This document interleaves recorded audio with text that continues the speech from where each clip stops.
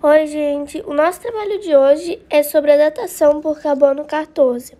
Ele é constituído por mim, Kiara, e pela Emília. Mas enfim, o que é o carbono 14? O carbono 14, ele está presente sempre em tecidos vivos, de animais, plantas, no homem. Ele é um isótopo radioativo instável. Ele decai a um ritmo lento a partir da morte de um organismo vivo. O carbono 14 ele recebe essa numeração porque apresenta a massa atômica 14. Esta apresenta 2 nêutrons a mais no seu núcleo que um isótopo estável, como o carbono 12. O carbono 12 ele é encontrado na composição do diamante, do grafite, ou seja, em todas as substâncias inorgânicas. E o carbono 14 ele está presente em todos os tecidos vivos. Essa descoberta do carbono 14 foi feita pelo químico Willard Libby no ano de 1947. Ele queria ter a finalidade para poder descobrir a idade dos fósseis antigos, para entender melhor. Oi, eu sou a Emília e vou explicar um pouquinho de onde vem o radiocarbono, ou como ele é formado. Ele é formado nas camadas superiores da atmosfera, onde os átomos de nitrogênio 14 são bombardeados por nêutrons, que fica contido nos raios cósmicos e solares, que vêm do espaço do universo, e ele reage com o oxigênio do ar que tem na atmosfera. Então, ele vai formar o dióxido de carbono, ou CO2, como também é conhecido. Não é todos os nitrogênio 14 que vão ser formados o carbono 14 ou radiocarbono. É uma pequena parte, é 1,1% em torno. 98% ele se torna em carbono 12, se eu não me engano. Em grande maioria, esses isômeros são estáveis. O carbono 12 e o carbono 13 são estáveis. O carbono 14 é uma molécula radioativa, portanto, ele não é estável. Tá, Emílio, mas como é que acontece para a gente ter dentro da gente, ou seres vivos acabam tendo este radiocarbono dentro deles? Através da fotossíntese. Então, todos os animais fotossintetizantes, eles vão pegar o CO2 da atmosfera, que vai ter uma porcentagem, vai ser carbono 14, e vai transformar em oxigênio.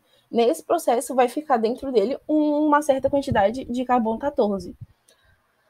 Aí, por exemplo, se a gente pegar um peixe que come alga ou os plânctons, né, que também são fotossintetizantes, a gente vai comer esse peixe que comeu lá a alga, o plâncton, e ele vai ter dentro dele um carbono 14, uma certa quantidade. E a gente vai comer esse peixe, então a gente está ingerindo. A mesma coisa acontece com as vacas. As vacas vão comer o pasto, através do pasto. Ela vai ter radiocarbono dentro dela, e a vaca normalmente a gente tem para consumo, então a gente vai comer, e através da carne a gente vai consumir.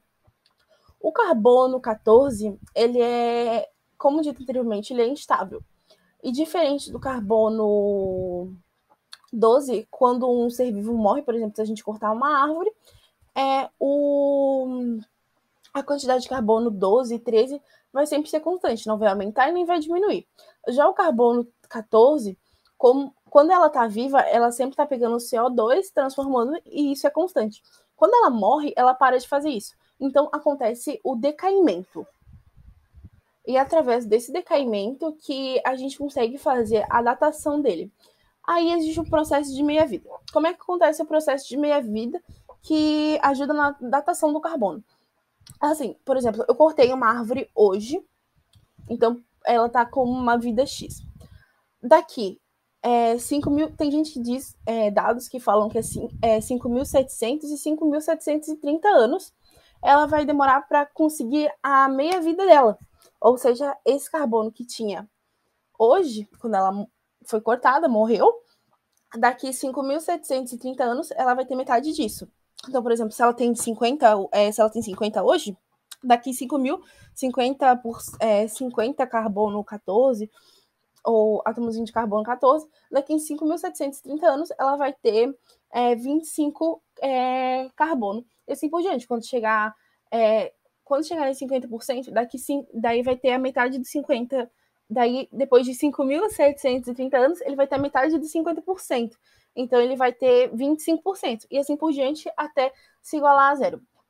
Uma coisa muito importante é que a datação por carbono, ele só é permitido até 60 mil anos.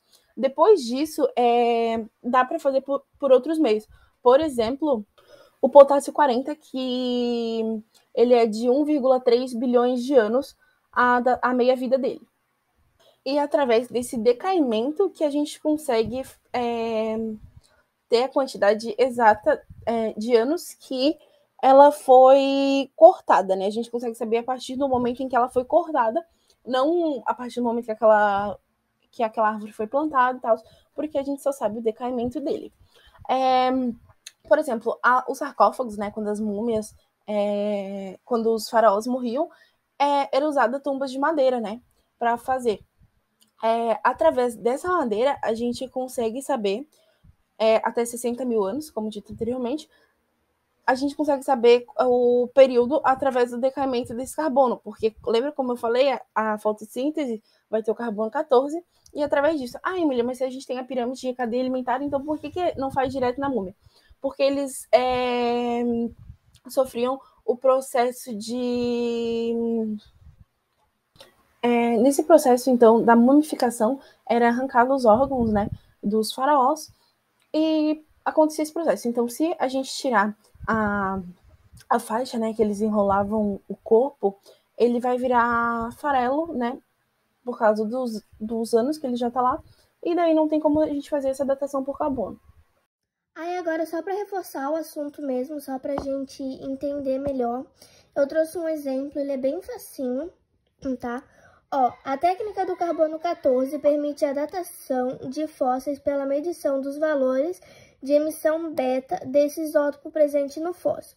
Para um ser em vida, o máximo são de 15 emissões beta por minuto por grama.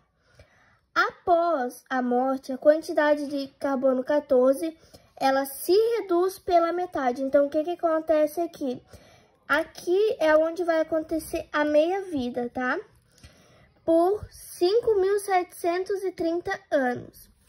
Considere que um fragmento fóssil de massa igual a 30 gramas foi encontrado em um sítio arqueológico e a medição de radiação apresentou 6.750 emissões beta por hora. A idade desse fóssil em anos é... Então, vamos lá. A medição da radiação, ela apresentou 6.750. Então, vamos colocar aqui, 6.750.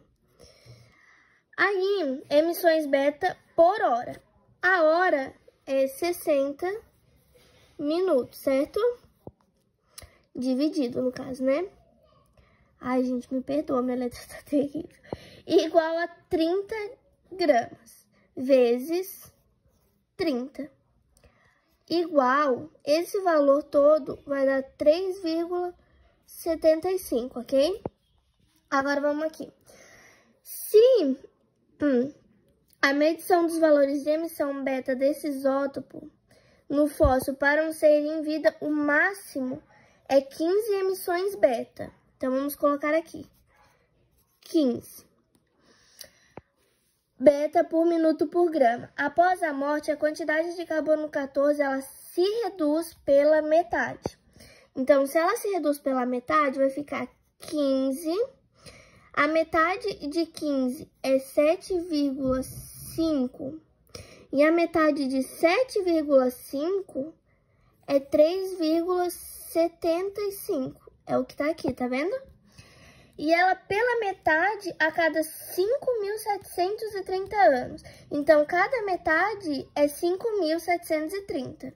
Então, aqui vai ficar 5.730, 5.730. Então, aqui a gente pode ver que cada dessa metade fica 5.000. E aqui que vai ficar, essa é a parte da meia-vida que a Emília estava explicando no outro slide. Então, a gente vai juntar esses 5.730 mais 5.730.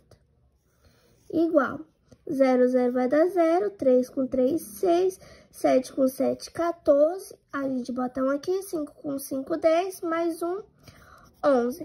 Então, a idade desse fóssil em anos é de 11.460. Gente, é muito fácil isso, bem rapidinho, só pra gente poder entender mesmo como é que é a meia-vida, a redução. E é isso.